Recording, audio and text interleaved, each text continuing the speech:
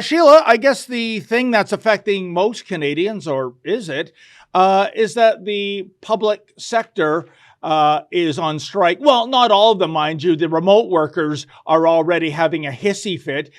In order to get strike pay, they have to actually get off their fat ricotta cheese candy asses and get on a picket line. And they were asking, oh, can't we do that remotely? Hell no, we won't scroll. No, if you don't get out on strike, you're not going to get your strike pay. So what I'm waiting for, Sheila, is a strike against the strike by the remote public sector workers. I wouldn't put that out in of the realm of probability, but as you can see there we are, Parliament Hill. And, look at those deplorables. Oh, no, I'm sorry. Those aren't truckers and patriots. Those are federal service workers. There they are marching around. Given that Ottawa is kind of like the Borg home planet when it comes to the federal civil service, Sheila, you'd think there'd be thousands. You'd think it would look like the trucker convoy. But you know what? I think it was 5 degrees Celsius in our nation's capital today. So maybe a little too cold. Maybe we'll get more workers out in the month of May, perhaps. Too much like work for these people to even show up for a picket line, isn't it? My favorite part about these government strikes and government shutdowns is how nobody notices, because it literally doesn't affect your life if the government isn't working. This happens all the time in the United States where they can't come to a budget deal and then the government shuts down and you're like, when? I didn't notice. Which goes to show that there are just too many of these people making too much damn money and taking home too many damn benefits. I forget where I saw it. Maybe we can bring it up. It might be on Cosman's Twitter page, maybe Ellie. But where they note that the majority of the jobs created during the pandemic, post-pandemic, when they said like, oh, everybody's going back to work, or, we have this job creation boom, they were mostly in government because it helped the Liberals artificially hide just how bad unemployment was by just going on an absolute tear in the public sector. The same thing happened. The NDP did that in like 2015, 2016 here in Alberta, where they just like ballooned the size and scope of government to hide the fact that everybody was getting laid off in the oil patch thanks to their job killing policies. So, you know what? Fewer government workers, don't threaten me with a good time. I hope you stay on strike forever. 100%. And Sheila, the main talking point is about their main demand, which is money, as much as they don't like to talk about that. But the union is pushing for a 13.5% retroactive increase in wages over 3 years. And the union head, Alward, he's justifying this by saying 13.8%. That's the rate of inflation over the same time period. I don't want to sound cruel, but I'm saying, so what? There are people in the private sector that have had no salary increase. In fact, there's been layoffs and, what was that called during the peak of COVID? Oh, yes.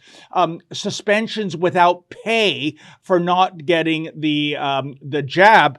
So I don't buy that. They also don't want they want greater limits, that is, on contract work. So in other words, we want the, opportunity to have overtime as opposed to a subcontractor coming in and doing our work. And this is the one I love the most, Sheila. For cheaper, by the way. We wouldn't want somebody to do our job better and for less. Yeah. I've got a story about that I should tell later on. They want more anti-racism training. I hope they fire all these racists. That's what I'm saying. I hope they fire all those picketing racists then. Yeah. Get out of there, racists. Who knew that the federal bureaucrat public service was full of Klansmen and neo-Nazis, Sheila? And I would say, if you're white, voluntarily resign and let a member of the BIPOC community have your job. Surrender your privilege. Isn't that what we're all supposed to do, according to these anti-racism trainers, who, by the way, are the buddies of the union heads, all getting 6-figure contracts, basically giving sermons of why you should hate yourself. Yeah, it's a neat little scam these racism trainers have. They go around calling everybody racist. And so then you're like, wait, maybe we are racist? Are we racist? And then their friends say, you know what we're going to do? We've got the perfect solution to this little racism problem here. We're going to hire the person who called you racist to train you how to not be racist. So it's like a snake eating its tail all the time. Can we go back to that? They want, I think it was $17,500 for an education fund for laid off workers. So if you get laid off because, I don't know, there's too many of you because you're not doing your job, because a contract worker can do it better and for less and probably faster. If you've been to the passport office these days, you know exactly what I'm talking about. Yep. $17,000 an education fund for laid off PSAC members. Unbelievable. And Sheila, also part of the demands is they want remote working enshrined in the new contract. Now, let's go back a couple of years. Remember, COVID was this mysterious infectious disease. Remember in the beginning in 2020, Sheila, we had to close down cities and restaurants and movie theaters. We're all huddled in. We're watching that propaganda stuff from China where people are doing face plants like Greg the Hammer Valentine after allegedly being infected by COVID. That was on all of us, hey? Which never happened. But COVID is over. It's over, Johnny, as Colonel Troutman said to John Rambo in that movie. And yet they want this to be permanent. What would be the reason for that, Sheila? We're now out of the woods. I mean, that makes no sense to me, other than they're lazy and they just don't want to say it. Do you know what? Send them all home. Make them all remote workers. Sell off all those buildings. Yep. Sell off every building where they work, sell off all their computers, everything. Sell it all off. Careful what you wish for, jerks, because you're going to get it. By the way, Veterans Affairs wants more money? No. You know what? Keep those people on strike forever so that they save some lives of some veterans, you merchants of death. Dan Kelly, by the way, of the CFIB, he's back to being funny and normal, as opposed to somebody just asking for handouts during the pandemic instead of advocating for businesses. He's come around to his senses again, although I haven't forgotten his failings over the last little bit. He's saying something funny on Twitter. He said he just drove past my local federal building in North York. If it weren't for the PSAC flag, I might have mistaken the crowd for the normal line to get into the passport office. Oh, that's brilliant. And I know exactly where that is. That's Young Street, north of Shepherd. Yeah, I remember getting my passport renewed there a few years ago, even pre-COVID, Sheila. I think I packed a lunch and brought a lawn chair, given the line. And here's the question, though. As you mentioned, the federal service has grown exponentially over the decades. And I'm wondering what a striker would say to this. And I think I'm not being funny and I'm not being spiteful, but I would say, okay, 13.5% retroactive increase in your salaries. What if the other side of the deal is a 10% reduction of the federal bureaucracy workforce? Okay. And not necessarily firings overnight, but when someone comes up for retirement, attrition. That position's not filled. Yeah. What do you think they'll say? Definitely no. Definitely no. 100% no. These people aren't in the business of saving money. By the way, I have a passport office horror story. Well, it wasn't a horror story, but they're getting creative down there. That's all I have to say. So I took my daughter to get her her grown-up passport because she travels all the time for rugby out of the country. And so we went to the passport office. I knew it would be a while down there. I brought my laptop and a protein bar for sure. So we go down there and I'm like, oh, the line isn't that long. The line wasn't that long because they take you to an off location sort of holding area. They're like, actually, you need to go downstairs. So you go downstairs and it is a zoo. And I'm like, oh, it's all about optics. You didn't fix the problem. You just fix it so that nobody has to look at the problem because people were taking pictures and publishing pictures about just how bad it was. Oh, so it was a line to get into the real line, in other words, right? Yes. So the optics were the real line, The real line is huge. The line you see is small. They keep you in this offsite holding area. And then they say, okay, like numbers 1 through 3, head upstairs. So then you get to head upstairs and then get in the line so that nobody ever sees just how catastrophic the wait times are down at Canada Place. And Sheila, is it just me? But even when I'm inconvenienced that way, I never take it out on the person on the other side of the table. But why are they so miserable, right? Like maybe they've had some real sourpusses they had to deal with that day, but I'm always, hey, hi, how are you? How's your day going? Fine. They're just like so miserable, even to those who are, I mean, is there a special cat that, is attracted to the public service, Sheila?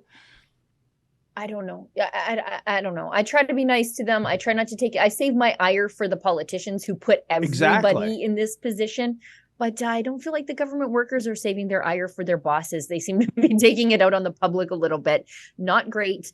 But we have one, video from Justin Trudeau about what he thinks about the strike and whether or not he's going to invoke back to work legislation. Again, if they're on strike and nobody noticed, do we really need back to work legislation? I don't know. Anyways, let's roll that. Okay. They force public servants to go back into the office to work to you. What I'm saying right now is public servants, unions need to get back to the negotiating table right now. Why is it important to your government to force public servants to go into the office to do the remote work they've been doing for 3 years? Well, we are not negotiating in public right now. The negotiations happen at the negotiating table, but the reality is Canadians have every right and expectation to see the services that they expect delivered. We understand it's really important to respect labor rights, and there's a labor disruption right now. It's the first day. Let's make sure that while this is going on, we are at the negotiating table. That's where we expect both managers and unions to sit down and keep the hard work for Canadians. And What about back to work? Yeah, Sheila. What's good? Sorry, hang on. No. Before we get into the substance, what's going on with his hair right there? Oh, he looks pretty roughed up. He looks like he's sleeping on his desk. You're sleeping in the car. Maybe he was driving Daddy's classic 1955 Mercedes Gullwing with the windows down or the doors open. I don't know, but Did the old lady throw him out? Like he looks like he slept in a minivan last night. Looks like hell. Look at his hair. Oh, no. There'll be no sleeping in a de rigueur minivan for blackface. He's much more important than that. He's a Mr. $6,000 a night hotel room. Yeah. That's right. $6,000 a night hotel room and your hair looks like that. Those must be some special pillows. Yeah. The butler got to the hotel room maybe by a minivan. That's the only minivan connection when it comes to blackface. But I love how he says, we're not going to be negotiating this in public. Why not? It's the public service. The public, me, you, our viewers, all Canadians, we're the shareholders, i.e. we're the taxpayers. What's the hide?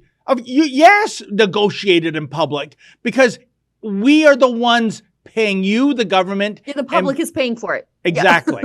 I know. But, for some reason, Blackface thinks that this is, confidential information, much like, Chinese interference and what's really going on at the Trudeau Foundation and the We Charity and so on and so forth. In fact, we can't even get a cost here. Remember, this is the guy, Sheila, in 2015 promised this to be the most transparent government yet. We can't even get a cost for his most recent family vacation. He won't say. He won't answer that question. Yeah, because money is no object. So I don't think they even keep track of these things.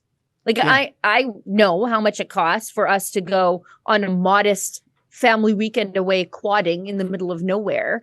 But money's no object to him. I mean, he just hops on the Challenger and then bickers, by the way, as we saw in some access to information documents, they bicker about having to pay commercial for the kids.